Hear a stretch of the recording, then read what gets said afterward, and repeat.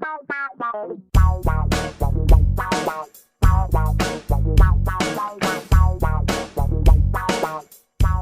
everybody, it's Kyle. I am coming to you from a vehicle while my daughter is in BSA meeting tonight. It's Monday night, and I am just out of time. I don't have time to try and record at home, so I am recording in a vehicle. No big deal. It sounds good because I'm not moving.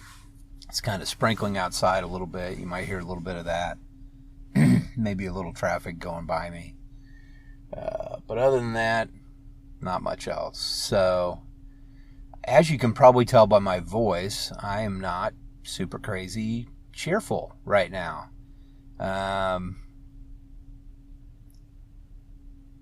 You know, I don't know if I've told you guys this. Maybe I have, maybe I haven't. But I do suffer from clinical depression. I have been diagnosed with clinical depression. And there are times when it creeps its way in and just makes itself a big bad part of my life. Even though things are going just really well in my life and all that, it just I guess it figured maybe things were going too well, so it's time to fuck with Kyle a little bit. And so here I am. It's I've often tried to think about how I could explain to someone what depression is like. It's not about necessarily being sad or depressed, even though there is that aspect to it. But it's more like, for me, an issue that I have with it is now, since I have been seeing someone for a therapist for quite a while and been on medication and everything, an issue I have with it is just being aware that it's bullshit what my mind is thinking and telling me, that I'm horrible and everything's bad and that I'm no good, I'm worthless, and, flashing crazy, sad, upsetting, disturbing imagery into my head for no apparent reason, with nothing inciting that or causing that I can tell.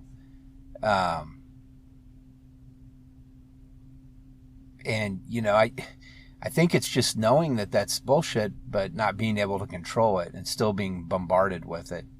An example is, last weekend was pretty rough. My wife had a surgery for Achilles tendonitis / I guess they did a plantar fasciitis surgery for her and think that this may actually help. But she has Achilles tendonitis in both of her feet, and she's had surgery on one.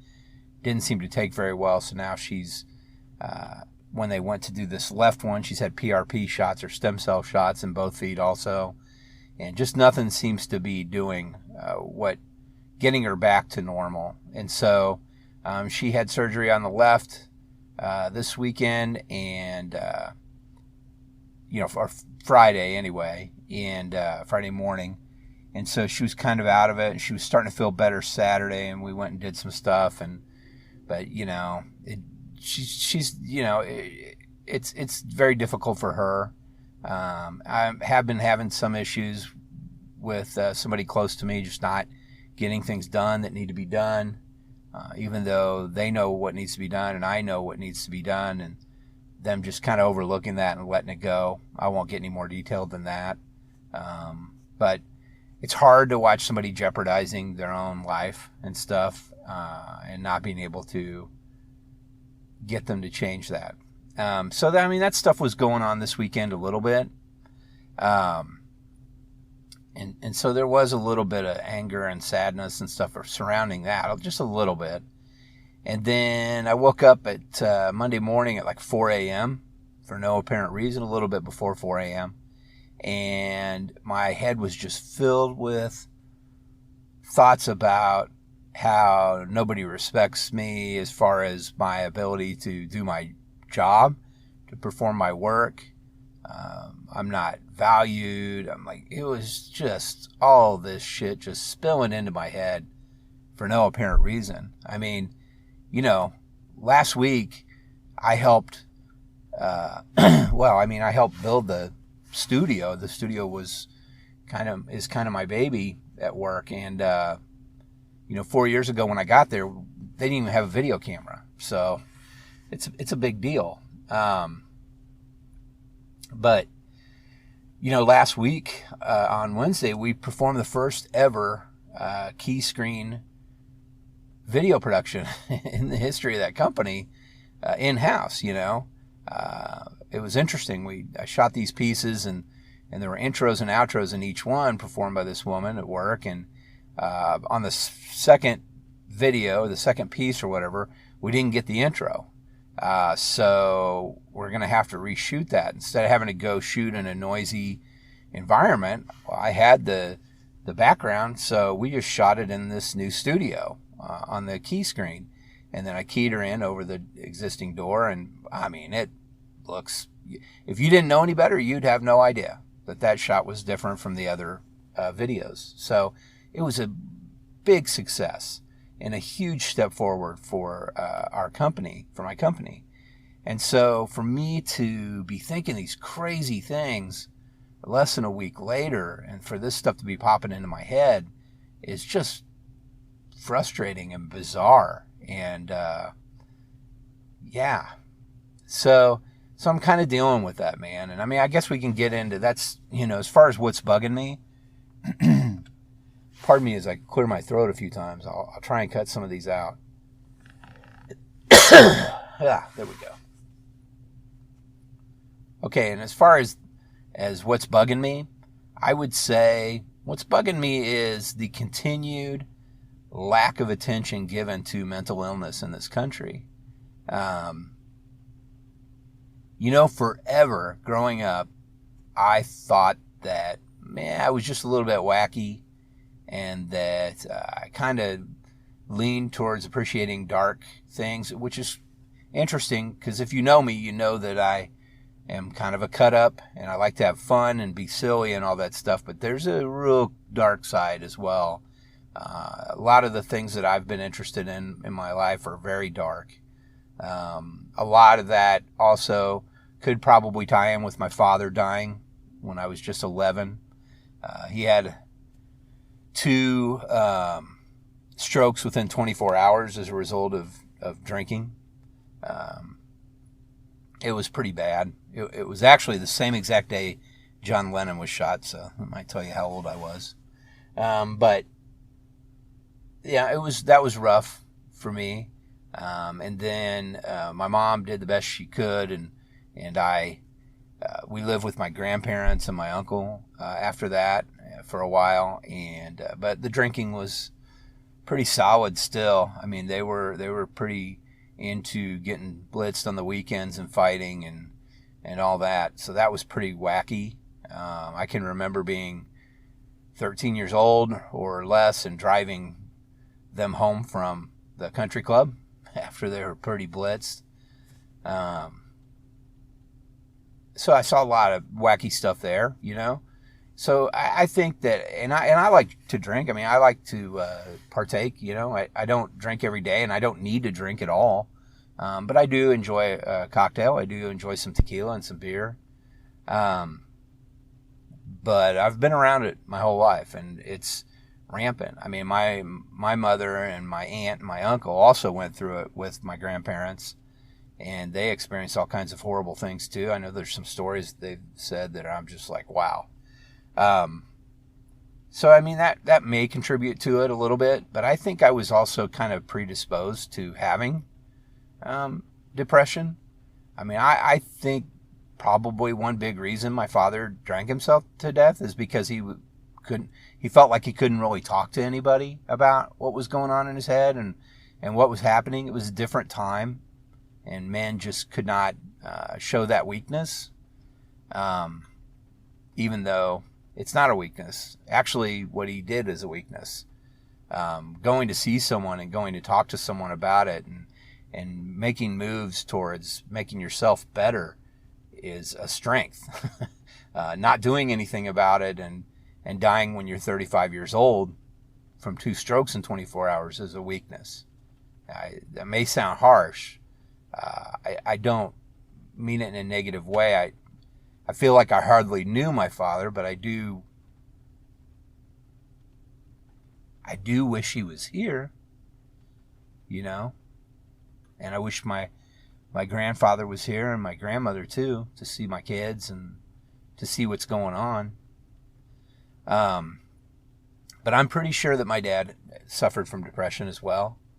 And from my understanding, his father had a pretty big criminal background and was pretty self-destructive and stuff. And I would imagine he also had tinges of this. It is hereditary. And when you couple that with some of the environmental situations, yeah, of course I'm going to be a little fucked up, right? But I'm trying my damnedest to make sure that my son and my daughter don't experience those things. I mean, I might be a little silly and have some cocktails, and I think that's okay. As long as they know I'm not a threat and I'm not dangerous to them. I wouldn't do anything ever to harm them. I love them so much. And same with my wife. I as long as she knows that, I've made some dumb decisions. I'll admit that. But anyway, nobody does anything about it, right? I mean, it's starting to get around more and more, and you're hearing more about it now, but it's such a slow burn. I mean, it is taking forever to get things in place for people with mental illness to be identified and to be assisted. And I think there's so many things that go into it, man. I think it is hereditary. I think there's genetics involved there. I was told the way to kind of think about it is, one side of my brain knows that I'm being irrational and ridiculous, and when I have a thought, wait a minute, that's not exactly it. Okay, so there's a thought that's trying to go from one side of my brain to the other, and it's getting broken up. Like the circuitry between the two sides of the brain is all in shambles and torn out and shredded. And so the message cannot connect between the right and the left side, or vice versa. I'm not sure which way. And so when this stuff creeps in, I can't connect the parts which tell me for sure to not let it get to me because it's not real. Even though I'm sitting here telling you that, and even when it was happening, I knew that. It's only because I've had a lot of experience with it and knowing what it really is. But anyway, yeah, so that's what's bugging me, man. What's bugging me is we're not doing enough to help people with mental illness, and I don't see that changing in the near future. So I know it's kind of a bummer, guys. I'm sorry, but I'm going to share with you what's going on and who I really am. So anyway, I'll go ahead and take it to the break. We come back, it'll be a lot more fun. We're going to talk about the stuff that I'm into, and I got a couple good things to talk to you about. So let's go to the ad real quick. Hey, Kyle? All right, and we're back. Okay, so things that I am into. I don't even need to bring up vinyl. You guys already know that, right? But I did find a few little gems. Some interesting things, actually. I did pick up a Double Donna Summer album. I'll have to look at what it's called again. I totally forgot. But I believe it's a soundtrack, if I remember correctly, and it's 2 LPs in there. Really great stuff. In addition, when I found that, I also found a very strange LP that's a full-size LP, and what attracted me to it is I saw stamped on the outside of this slipcase, Rock Chalk Review 1973. Then I pulled the LP out, and it was actually kind of like a gold vinyl or yellow vinyl. I was like, holy shit, I gotta have this, and it looked in pretty good condition, so I grabbed it. Well, what it is it's the Rock Chalk Review. I mean, if you went to KU then you know what the Rock Chalk Review is. Basically, it's kind of like a talent show type of thing, but people get chosen, or groups get chosen to perform in this review. And sometimes it's fraternities, sorority houses. Sometimes it's maybe a residence hall. It could be all kinds of different organizations. But this particular one has Hashinger Hall on one side. Hashishinger is what we used to call it. So we said the potheads were in there. But it's not very nice. But Hashinger Hall's on one side performing. And then on the other side performing are a couple different skits or routines, I believe, by different fraternity sorority houses. Or it may just be one actually with a sorority and a fraternity working together. I can't remember. So I did take some time to listen to the Hashinger Hall side. And I mean, it's exactly what I'm saying it is, man. It really is. It's a review, man. They're performing some sort of skit or routine, but it's kind of fun to listen to, you know. And this was recorded, I believe, by the same studio that ended up ultimately becoming Old Father Studios, which was where my last year of film school was when I went to school there. It was the first year for Old Father Studios, my last year in college. And I believe that's the same studio who pressed this or had this record pressed and recorded this live, you know, at the Rock Chalk Review. So it's pretty interesting. If nothing else, it's an interesting find, you know, but it's pretty cool to check out. And then another one I found, I actually went to drop my daughter off. There was a Girl Scout event at a pumpkin patch, a corn maze actually, pretty far from where we live, a half hour away or so. And I was on my way back and I saw a Red Racks thrift store that I'd never seen before. So, hell, I'm going to stop in there and take a look. And I found an LP right away. It's the Trinidad Steel Band.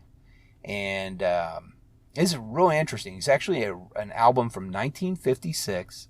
And it's the Trinidad Steel Band. And they're just performing a variety of tunes. But it's pretty cherry condition, the LP is. The slipcase is pretty beat up. And it actually had a real nice sleeve inside that was a real nice thick plastic. So the album itself is in really good condition. So I was pretty excited about that. It sounds really good. I mean, there's only so much I can take of a steel band, right? But it's still pretty neat and interesting to listen to. And I'll put it on from time to time. And I think it'll serve its purpose for sure in my collection. But really neat to come across that. So another thing that I'm really into, which ties into all this stuff, is Vinyl Junkies. Now it's called vinyljunkies.com. And then they also have a Facebook page, and then the gentleman, I believe, who started it on Vinyl Junkies, he does a show every Friday where he plays music and talks about music or broaches a subject. And it's just fun to watch him. He does it live. You can watch it, and then it's available later to watch, or even in a podcast if you want to listen. But he knows his shit inside and out. He's up in, I think he's in British Columbia. But man, he knows music inside and out. And it's just kind of fun to listen to him, man, and maybe find out some new things that I don't know about that I would be into listening to. One of my favorite episodes that he did that's pretty recent is he's talking about the Crosley suitcase turntables, you know, and he actually had the same one that I have one at home that's kind of like a travel one. When I go over to see Mikey and we record that podcast, I'll take this one with me. The speakers aren't very good at all. However, you can hook it up to a stereo system or to some external speakers, and it sounds just fine. So he had the same one I have. It's by Vinyl Style, STYL. But he said it's his daughter's, and, you know, she's not too interested in it, but she listens to vinyl. And so his opinion was, yeah, the Crosley turntables you see at Walmart and all the stuff that are like $39 or $40 or whatever, they're kind of crap, right? I mean, they're just not really well made. It's kind of plastic tone arms. They're not really high quality stuff. However, they're getting a new generation of people into vinyl. And so, therefore, they do serve a purpose. They are a nice item. So I agree with that. I think that's pretty cool. If you can get kids into vinyl and they can understand, you know, the difference between vinyl and streaming and all that stuff, then, you know, I think they'll appreciate it. And I think it's a great way to get into it. So I've been listening to his podcast a lot and watching it. And I've also been there on the Vinyl Style Facebook page. You have to join it. But it's pretty cool. What people do is they put up a photograph when they're spinning a record of the album cover and the record, and then also in the comments they'll put up like a link to a YouTube video or something of the music. So I've been doing that and having a blast doing it, man. I mean, there's some rules to follow. You can't talk about how much the record cost or where you got it and all that stuff. And I kind of found out that the hard way with the Trinidad Steel band, because guess what, guys? That record cost me 36 cents. Yes, it was normally 48 cents, and then they had a sale going on Sunday. So I actually got that record. I got 3 DVDs, which was Animal House Special Edition. I think it's Double Secret Probation Edition. I got Stand By Me on DVD also, and I got The Outsiders on DVD and this record. Everything together was like $5.50. So it was total steal, man. The record, of course, is my favorite thing. But we did watch Stand By Me last night with my son. He had already read The Body by Stephen King, so he kind of knew the story. But it was still kind of fun to watch it with him. Anyway, so yeah. So I've got that going. Let's see. What else is going on? I mean, nothing really on the book front. I'm still trying to finish that damn second book of mind management. It's pitiful. I just need to pick it up and read it, finish it. And I've also got a book I'm going to be reading or listening to on audiobook for work, so pretty short one. But I won't go into all that. What are we watching? What's going on there? I mean, got the Star Wars tickets. Excited about that. Looking forward to that coming up. Looking forward to The Mandalorian on Disney Plus. That's going to be great. I've heard nothing but good stuff on the footage that people have seen.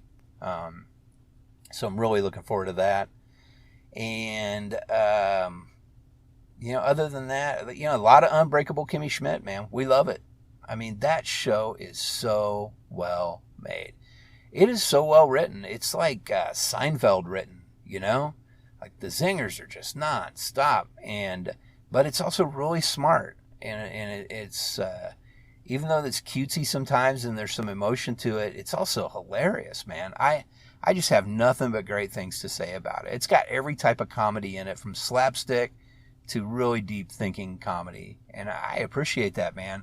When you can hit all those levels in one show within 25 minutes or something, you're pretty much rocking, in my opinion. So definitely enjoying watching that show and getting caught up on it, because we just never did really. We kind of stopped in the first season, and we not even all the way through. And we never went back. And so we decided to just start watching again. And my wife and I love it. And, I mean, really, that's about it. I know when Mikey comes back, he and I are going to go see The Lighthouse with Willem Dafoe and Robert Pattinson. I'm looking forward to seeing that. I believe the director on that it's not Ari Aster. Oh, who is it? It's the guy who directed The Witch, which I told you guys I watched that a few weeks ago with my daughter. Yeah, man, it looks really good. I'm very interested in seeing that film. It's funny. I think Mikey said he showed a trailer of it to his wife, and she was like, "Oh, hell no. You need a boys' night out to go see that one." So, no problem. We are going to go see that, ma'am. Mikey and I will even hold hands when it gets scary. But that's about it, guys. I mean, really not much else to say. I appreciate you listening to me kind of drone on and on about depression and mental illness, but it is an important subject to me. I mean, obviously, since I have it makes it even more important. But, I also see the way that it impacts my life and impacts people around me, my family, or even today at work. I mean, people could tell something was wrong, and it's kind of hard to talk to people about it. Luckily, I have some good friends that I work with, and I can discuss things a little bit with them.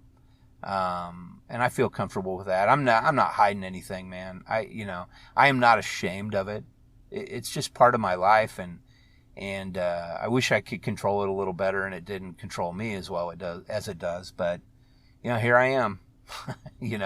I guess it's better now than there was such a long period of time when I just lived not knowing what it was that was wrong or why I felt the way I feel, and so. That's good, man, to at least have an understanding and be able to identify it is a step in the right direction. We'll see where it goes from there, but I'm just going to keep doing what I'm doing, and hopefully things just as far as the way my brain works, things get better, All right. But anyway, you guys take it easy. I will have a new episode up soon, or next week, same time, same bat channel.